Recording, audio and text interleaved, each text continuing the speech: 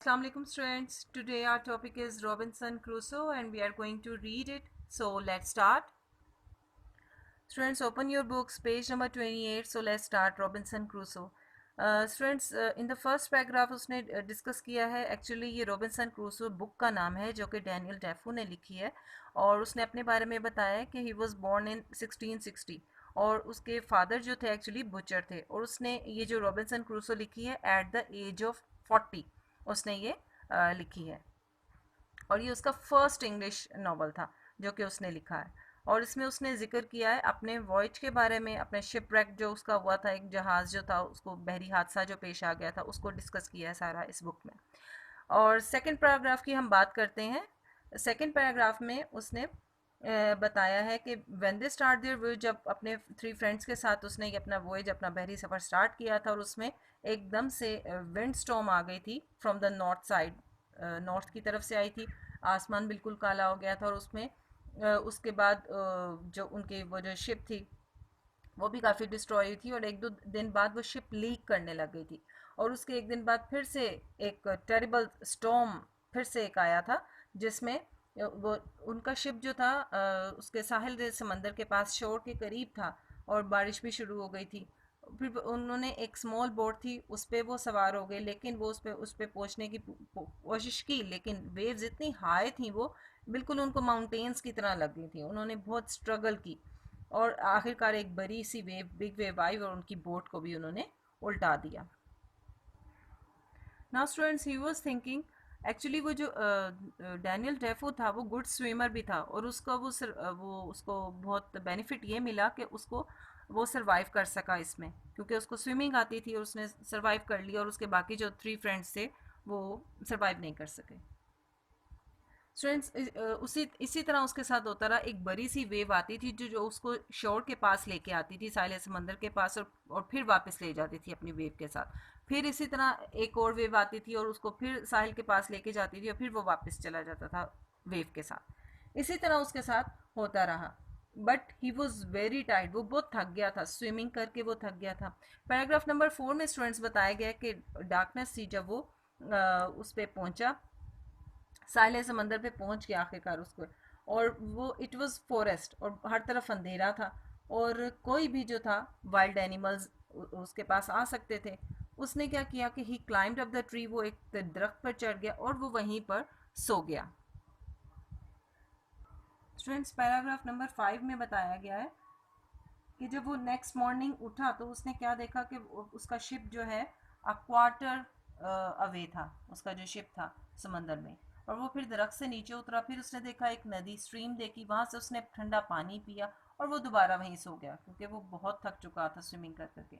फिर वो शिप पे गया और वहाँ से उसने कुछ जो उसके लिए नेसेसरी चीज़ें थी और जो इम्पोर्टेंट चीज़ें थी वो वहाँ से लेकर आया।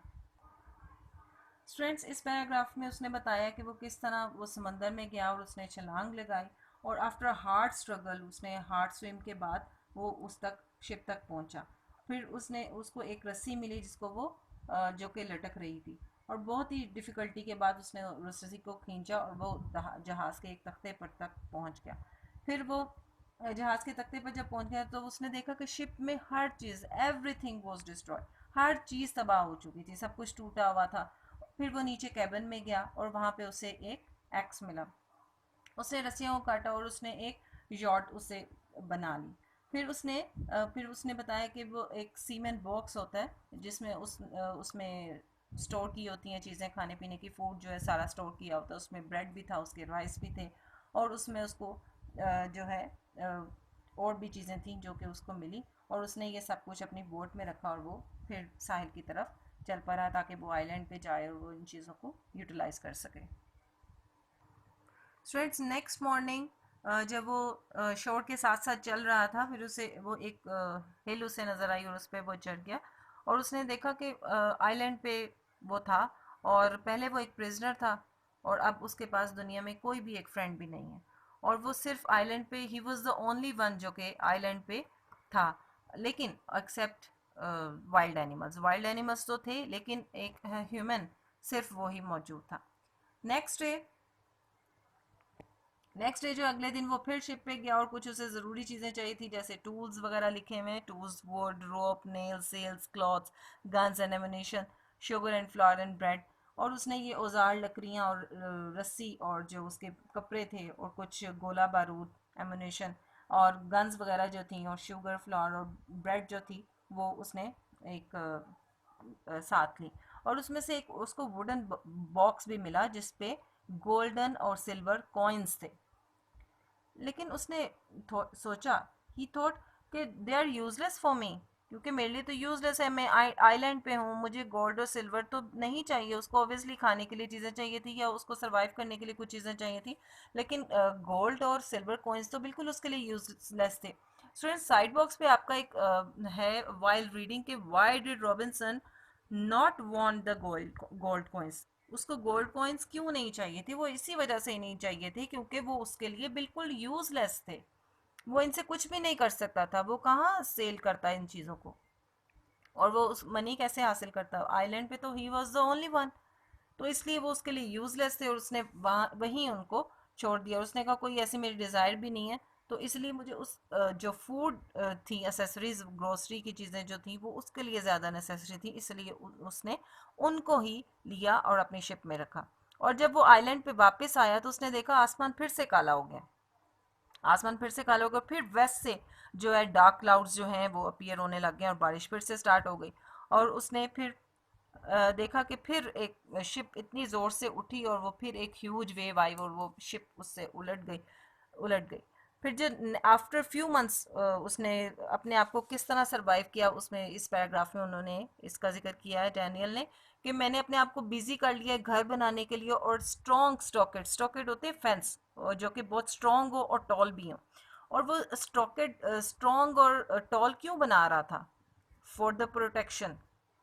प्रोटेक्शन किससे करनी थी? हिफाजत किससे करनी थी उसने? वाइल्ड एनिमल से। इसलिए वो अपने हाउस की जो फेंस है वो उसको स्ट्रॉन्ग बना रहा था, बहुत ही स्ट्रॉन्ग बना रहा था, ताकि कोई भी अटैक करे अगर वाइल्ड एनिमल तो उसका वो कुछ ना बिगाड़ सके।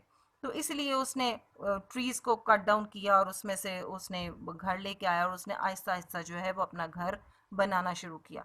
और इसी तरह महीने का ही गुजर गया, उसने बहुत मेहनत की और एक दिन उसने सोचा कि मैं क्यों ना एक्सप्लोर करूं कि आइलैंड में एक्चुअली है क्या। 3 दिन उसको लगे इस सफ़र में।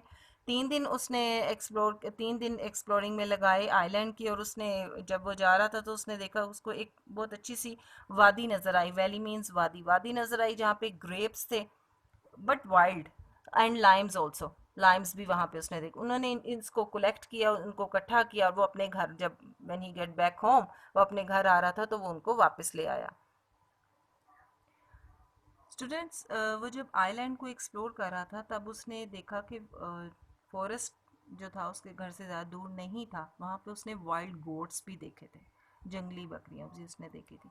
और उसने अ, और वो उसको एक को शूट करने लगा क्योंकि उसके पास गन थी, वो उसको शूट भी कर सकता था, तो उसने शूट किया, करने ही लगा था।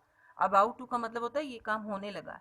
शूट करने ही लगा था कि उसने देखा कि उसके फीट पे जो है एक बेबी गोट आ गया। उसने उसको उठा लिया और उसको अपने साथ घर ले आया। और कुछ ही दिनों में वो उससे इतना मायूस हो गया कि वो उसके बाद उसका घर जो है वो कभी भी छोड़ के नहीं गया, उसका पेट बन गया। इट्स लाइक, नेक्स्ट पैराग्राफ में स्टूडेंट्स बताया गया है कि 1 साल और 2 साल उसने आइलैंड पे गुजारे। उसने डिसाइड किया कि मैं एक स्मॉल बोट बनाता हूँ। पहले उसने एक हाउस बनाया जिसके स्टॉकर्स बहुत स्ट्रॉन्ग बनाए for the protection from the wild animals. अब उसने सोचा कि मैं एक स्मॉल बोट बनाता हूँ। फिर उसने जो वुड्स थे वो कलेक्ट की और उनको कट डाउन किया और इसी तरह बहुत से महीने गुजर गए और उसने एक छोटी सी बोट तैयार कर ली। फिर वो बोट जो था, फिर वो शिप पे गया और उसके जो थी वहाँ पे जो थी वो good wind the boat sailed well, और वहाँ पे जो अच्छी हवा की वजह से वो बड़ी अच्छी तरह तैर रही थी बोट जो थी। फिर उसने लास्ट पैराग्राफ में स्टूडेंट्स बताया गया है कि I taught myself how to make. फिर उसने क्या किया कि अब उसको बर्तन, ऑब्वियसली वहाँ पे सरवाइव कर रहा था, वो वहाँ पे रह रहा था, उसको बर्तनों की भी ज़रूरत थी, पोट्स की भी ज़रूरत थी।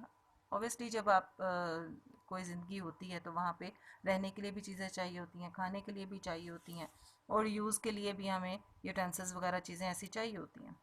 उसने क्या किया, पहले ही मैं अपने आप को बिजी रख रहा था मुख्तलिफ चीज़ों में। फिर उसने क्या किया कि पोर्ट्स बनाने का सोचा, और उसने फिर पोर्ट्स बनाए। फिर उसने कॉर्न और राइस भी और वीट भी इवन ग्रीव की उगाई वहाँ पे आइलैंड पे ही।